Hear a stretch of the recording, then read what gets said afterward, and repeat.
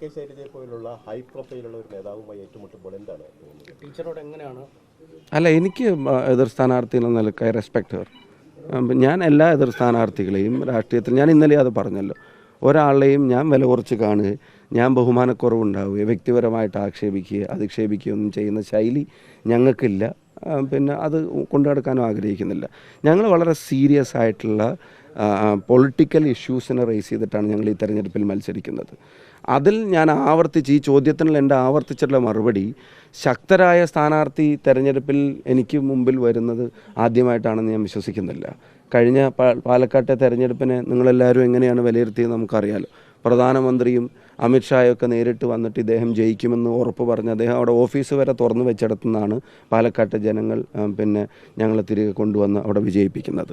അപ്പോൾ സ്ഥാനാർത്ഥിയുടെ ശക്തി അശക്തിയിലേക്ക് അതിനേക്കാളും ഞാൻ വിശ്വസിക്കുന്നത് തീരുമാനമെടുക്കുന്ന ജനങ്ങളുടെ ശക്തിയിലും അവരുടെ പൊളിറ്റിക്കൽ സെൻസിലുമാണ്. വടകരയുടെ രാഷ്ട്രീയ ബോധത്തിലാണ് എൻ്റെ വിശ്വാസം. ആ വിശ്വാസം ഞങ്ങളെ ജയിപ്പിക്കും എന്ന കാര്യത്തിന് സംശയം വേണ്ട. അതുകൊണ്ട് എതിർ സ്ഥാനാർത്ഥികളോടുള്ള എല്ലാ ആദരവും ബഹുമാനവും സ്നേഹവും ഒക്കെ നിലനിർത്തിക്കൊണ്ട് തന്നെ പറയുന്നു, തെരഞ്ഞെടുപ്പ് ഞങ്ങൾക്ക് ജയിക്കാൻ കഴിയും. ഒരു കാര്യം, കോൺഗ്രസിലെ സ്ത്രീ പ്രാതിനിധ്യവും സംബന്ധിച്ചുള്ള സ്ഥാനാർത്ഥി പട്ടികയിൽ ഇപ്പോൾ കെ രമ മാത്രമാണ് പ്രതിപക്ഷത്തെ ഏക വനിതാ MLA എന്ന് പറയുന്നത്. അപ്പോൾ അവരുയർത്തുന്ന ആ രാഷ്ട്രീയത്തോട് കോൺഗ്രസ് നീതി പുലർത്തിയില്ല എന്ന് കരുതേണ്ടി വരില്ല? അല്ല, സ്ത്രീ പ്രാതിനിധ്യം കൂടുതൽ ഉണ്ടാവണം എന്നുള്ള കാര്യത്തിൽ വ്യത്യസ്തമായിട്ടുള്ള അഭിപ്രായമുള്ള ആളല്ല ഞാൻ. അത് എത്രത്തോളം കൂടേണ്ടതുണ്ടോ അത്രത്തോളം കൂടണം. അതിലേക്ക് പിന്നെ കാര്യങ്ങൾ എത്തണം.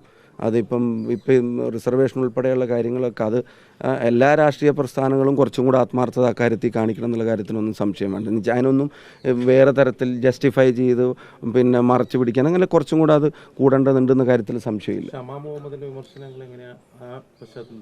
അല്ല, അതിന് ഞാൻ മറുപടി പറയുന്നില്ല, അത് പാർട്ടി ഡീൽ ചെയ്തോട്ടെ. ഞാൻ ദിനപത്രത്തിൽ വന്നിരിക്കുന്ന എഡിറ്റോറിയൽ ഉണ്ട് ഈരാറ്റുപേട്ട സംഭവവുമായി ബന്ധപ്പെട്ട്. അത് മുഖ്യമന്ത്രി തങ്ങളുടെ പ്രസ്താവന തിരുത്തണമെന്നുള്ള ആവശ്യമാണ് ഉന്നയിക്കുന്നത്. സംഘപരിവാറിന് ഒപ്പം നിൽക്കുന്ന ഒരു പ്രസ്താവനയാണ് അത് എന്നുള്ള ആക്ഷേപമിടുന്നത്. എന്താണ് എനിക്ക് പറയാനുള്ളത്? അല്ല, മുഖ്യമന്ത്രിയുടെ എത്ര നിലപാടുകൾ സംഘപരിവാറിനും BJPക്കും ഒക്കെ അനുകൂലമായിരുന്നു എന്നുള്ളത് പിന്നെ ഇനിയിപ്പം ഞാൻ പറയേണ്ട കാര്യമുണ്ട്. കേരളത്തിൽ എല്ലാവർക്കും ഒരുവിധം ബോധ്യപ്പെട്ടുള്ള കാര്യമില്ല. ഇപ്പം എന്തായി, ഗവർണറുമായിട്ടുള്ള യുദ്ധം എന്തായി? ചായ കൊടുക്കുന്നു, വിളമ്പി കൊടുക്കുന്നു, ബിസ്ക്കറ്റ് കൊടുക്കുന്നു, ചിരിക്കുന്നു. രണ്ടാളും നമ്മളോട് എന്താ പറഞ്ഞിരുന്നത്? ഭയങ്കര യുദ്ധമാണെന്നുള്ളത്. അത് ആവശ്യം വരുമ്പോൾ ഇവിടുത്തെ ജനകീയ പ്രശ്നങ്ങൾ ചർച്ചയാകുമ്പോൾ യുദ്ധവും, അല്ലാത്ത സമയത്ത് അവരുമായിട്ടുള്ള കോംപ്രമൈസുമാണ്. അത് അത്തരം ധാരണകൾ ഇവിടെ ഉണ്ട്. ഇവിടെ സംഘപരിവാറും CPM തമ്മിലുള്ള ധാരണകൾ പകലുപോലെ വ്യക്തമായ പല ഇൻസിഡൻസും നമുക്ക് നിരവധി കാര്യങ്ങളിൽ പല കേസുകൾ ഉൾപ്പെടെ നമുക്ക് ചൂണ്ടിക്കാണിക്കാൻ കഴിയും. അപ്പോൾ അത് പിന്നെ തരാതരം സമയം നോക്കിയെടുക്കുന്ന നിലപാടുകളാണ്. ഞങ്ങൾക്ക് ക്ലാരിറ്റി ഉണ്ട്. ഞങ്ങൾക്ക് സംഘപരിവാറിനോട് സന്ധി ചെയ്യാൻ കഴിയില്ല, ഞങ്ങൾ ചെയ്യുകയില്ല. ഇപ്പോൾ K മുരളീധരൻ വടകരയിൽ നിന്ന് തൃശ്ശൂരിലേക്ക് പോകുന്നത് എന്തിനാ? അദ്ദേഹം നേമത്ത് പോയി മത്സരിച്ച എന്തിനാ? അത് അവരുമായിട്ടുള്ള ഫൈറ്റാണ്. അപ്പോൾ ആ ഫൈറ്റിൽ ഞങ്ങൾക്ക് കോംപ്രമൈസ് ഇല്ല. രാഹുൽ ഗാന്ധി നിരന്തരം നടത്തിക്കൊണ്ടിരിക്കുന്ന എഫേർട്ട് എന്തിനാ? ഞങ്ങൾക്ക് അതിനകത്തൊരു താൽക്കാലിക അജണ്ടകളോ ലോങ് ടേമിൽ വേറൊരു പ്ലാനോ ഇല്ല. അടിമുടി സംഘപരിവാർ വിരുദ്ധരായി ഞങ്ങൾ നിലകൊള്ളും. അത് അതിൻ്റെ അറ്റം വരെയും. അത് ഞങ്ങളുടെ പൊളിറ്റിക്കൽ സ്റ്റാൻഡാണ്. അതിലും വെള്ളം ചേർക്കാൻ കഴിയില്ല. ഇവർ തമ്മിലുള്ള നെക്സസ് അവരുടെ അണികൾക്ക് പോലും അംഗീകരിക്കാൻ കഴിയാത്ത തരത്തിൽ അത് വളർന്നിട്ടുണ്ട്. വടകരയിലെ TP കേസ് തന്നെയാണ് ഒരു പ്രധാന ചർച്ചാ വിഷയമായിട്ട് ഉന്നയിക്കാൻ പോകുന്നത്. അല്ല, അങ്ങനെ TP വധവുമായി ബന്ധപ്പെട്ട CPMൻ്റെ സ്റ്റാൻഡ് വടകരയിൽ മാത്രം ഒതുങ്ങി നിൽക്കുന്ന ഒരു രാഷ്ട്രീയമല്ല. അക്രമ രാഷ്ട്രീയത്തിനെതിരായി കേരളത്തിൻ്റെ മനസാക്ഷി എത്രത്തോളം നിലപാടെടുക്കാൻ ആഗ്രഹിക്കുന്നു, എത്രത്തോളം പ്രതികരിക്കാൻ ആഗ്രഹിക്കുന്നുവോ ആ ഇടങ്ങളിലെല്ലാം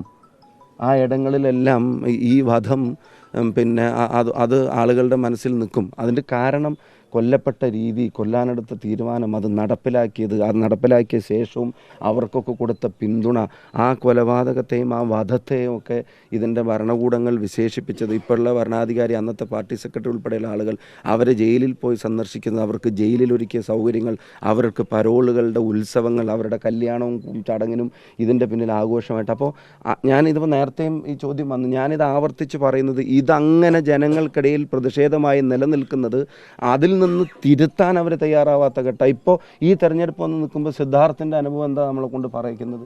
ഇപ്പം നിങ്ങൾ തന്നെ വാർത്തകൾ ചെയ്തല്ലോ. ഈ അടുത്തിവിടെ കൊയിലാണ്ടി SM കോളേജിൽ നടന്ന സംഭവം ഇന്നലെ തിരുവനന്തപുരത്ത് ചേച്ചി കണ്ടില്ലേ?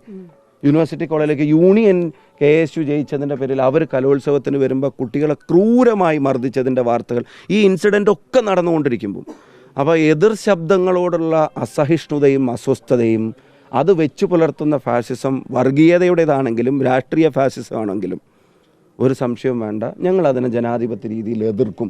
അത് എത്ര കാലത്തേക്ക് നീണ്ടു നിൽക്കുന്ന ഫൈറ്റാണെങ്കിലും വിൽ കണ്ടിന്യൂ ടു ഫൈറ്റ്. ഞങ്ങൾ അതിനെതിരെ പ്രതിരോധം തീർക്കും. വടകര തീർച്ചയായിട്ടും വടകരയുടെ മണ്ണ്, ഞാൻ ഇന്നലെ പറഞ്ഞു, ഇത് കൊടിസുനിമാരുടെയോ അവർക്ക് ഡയറക്ഷൻ കൊടുത്തവരുടെയോ മണ്ണല്ല.